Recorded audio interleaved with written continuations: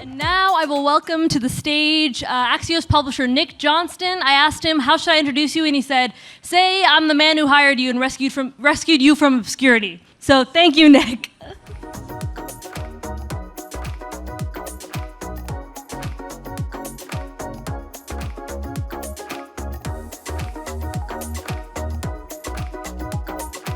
Good afternoon, everyone. You're welcome, Erica. Thanks for being here today. Thank you all for being here today at Axios House at South by Southwest. We do these all over the world, but it is great to be back here deep in the heart of Texas, so thanks for joining us. And of course, nothing that we do at Axios would be possible without the support of our partners. So a huge, huge thanks to the Future of Life Institute for making this conversation about AI possible, and I'm very excited to welcome for a View from the Top conversation the Institute's co-founder and Executive Director, Anthony Aguirre. Anthony, welcome to Axios House.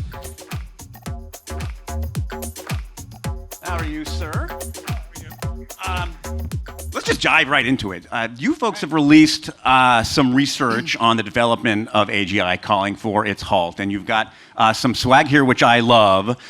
Keep the future human. When we talk about AI in the newsroom, I like to say, as a human, I am very pro-human. So I'm on the side of the humans, and so this is a great hat. But so let's dig in a little bit to the reasoning behind that. Like, tell us your viewpoint of like what AGI is, what the threats are, and why in your mind we have to close the gates. Yeah, I mean, being pro-human was taken for granted up until recently. So I wrote Keep the Future Human because, you know, as a scientist and an educator, I feel like there's something that is truly immense that is happening. And as, you know, people are talking around it, around the borders, but it is not a central focus of conversation. AI is a central focus of conversation, but AI is not the only thing that's happening. AGI, artificial general intelligence, is the thing that some of the largest companies on Earth have now sort of declared that they are after, that they are developing. So we need to talk about what that is. So the AI that we've had so far is largely a tool. So we've had narrow AI like AlphaFold that folds proteins, AlphaGo that plays Go, and image generation tools. These are powerful systems, and they're better than humans at some of those things, like folding proteins. But they only do one thing. They're not going to go off the rails. More recently, we've had general-purpose AI systems, ChatGPT and Claude and all of these things. These can do a lot of things. They can write poetry, they can write code, they can generate and analyze images, they can do physics problems, that's my thing. They can do many of the things that humans can do, and in fact, they're more general in some senses. Like there's no human that speaks 100 languages and that knows, all of the subjects. So they're more general in some senses, but still they're relatively passive. Now, where we are turning now is towards autonomous systems, systems that can make their own plans, that can follow complex sets of actions toward goals, that can have their own goals and compose their own goals. And it's that combination, the intelligence, like the power of being able to do the things that humans can do, the generality and the autonomy that is really the way to think about AGI. I think it's better called autonomous general intelligence than artificial general intelligence. Now, what does that mean? Well, the autonomy and the generality and the intelligence together, that's what makes humans unique. That's what gives us the ability to be sort of the stewards of the Earth. If you have a machine that has those three things, that is what makes us replaceable. And this is the crucial thing. This is why the companies are after artificial general intelligence. And we should think about what it really means if we build machines that are as capable as we are intellectually, and as general, and can follow their own goals. Right, but there's very few examples in history of humans being confronted with a new technology and saying, well, no, we're not going to pursue it. So talk to us a little bit about how, why is this different, and what are the steps that we can take to have a different outcome? Yeah, so all of the things that we've built in history as technologies, almost all of them have been tools. They've been things that we've designed to extend our capability to empower us to do the things that we want to do.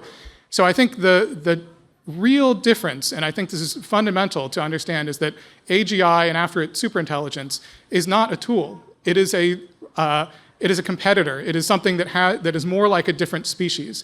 And so when you think about some of the technologies we haven't pursued, what do we not have? We didn't build super soldiers using eugenics or genetic engineering. We didn't build bioweapons that took off and proliferated around the world. the things that we have not built and we have chosen sort of not to play God with are the things that take on a life of their own and are competitors for us. So I think that's the situation here. We have a choice whether we want to build powerful AI tools like can solve cancer. This everybody agrees with, like, let's solve cancer, let's cure cancer. What does that actually take? It does not, I think, take building a magical AGI superintelligent genie and please solve cancer for us. It takes developing the AI, the powerful AI tools, the data sets, the integration with the scientific method to actually do the science of curing cancer. So we have a choice between those two things. And we have turned away from technologies before that have really undermined what it means to be human, that have sort of would have created a competitor to humans as a species. That is, I think, what we could do here too. But it's interesting that you frame it as a choice, but there's a broad sense that we've already decided. If you look at business leaders, if you look at politicians here, like the race is on as a competition, a global competition between United States and other countries around the world. What is the message then you say to people like Sam Altman who run these companies, or folks in the administration, or even Senator Rounds who was here earlier, to make that different choice? Yeah, I mean, I think there's a sense that we're on this giant ship that is headed in some direction. I think, unfortunately, in AGI and superintelligence, an iceberg is where it's headed. And when you've got a giant ship headed toward an iceberg, pulling the brakes is neither going to happen nor be effective enough. But you can steer, and I think that's what we have to do here. We can choose to direct ourselves towards the powerful AI tools that are controllable, or we can choose to double down, as the companies are currently doing, on AGI and superintelligence, which I think will not be controllable. So it's really important to fully contemplate what is trying to be built here. So Dario Amodei, head of Anthropic, evoked the idea of a country of 1 million geniuses in a data center. So let's think a little bit about what that means. These are 1 million geniuses that operate at many times human speed, that have prodigious memory, that never tire, never sleep, that can copy and reproduce themselves and improve themselves. This country of 1 million geniuses in a data center, how is that kept under control? How do we control 1 million geniuses operating thousands of times faster than us that have beyond human capabilities? Anyone? We don't have the answer for that? We don't. We don't control that. And so this is what we're talking about. And it's not just that AGI is going to replace most of humans in their job, though that would happen. And it's not just that it will totally undermine the civilization that we have, though that would happen. It's that AGI will lead to superintelligence, almost inevitably. So the thing that Dario described is not one AGI, but a community of them. That will happen almost immediately. That community improving itself is superintelligence, and that's just the floor of what that would look like. So before we run out of time here, then, let's spin this forward, maybe give people a little bit of homework in the room. You've painted this picture now of an infinite number of super geniuses who know everything. You've got my attention. Not my words. What do we do? Yeah. What can be the next step here to arrest this? So the reason I wrote Keep the Future Human was not just to sound the alarm that this is happening, but what concretely can we do? And I think the answer here is that we actually can take very significant and concrete steps. There are policy solutions. They include liability. They include governance of the computation that goes into these giant AI systems. But predominantly what they take is realization and political will. Like, I think the general public and the people who are currently in power and going to lose the power to AGI and superintelligence need to understand that this is coming. And this is not coming in 20 years or in 50 years. Sam Altman says he knows how to do it. Dario Amodei says 2026, 2027. There's some tech companies that promise things and they come maybe years or decades later. That has not been the case with AI so far. Things have come faster than we thought they were coming.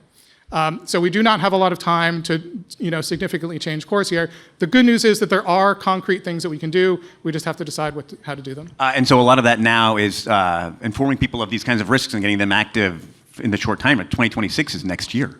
Yep. All right, call to action. A really important conversation. Anthony, thank you so much for being here. Thanks for Future of Light for making this conversation possible. We're going to keep it going. I'm going to bring my colleague Allison Snyder up next. Thanks.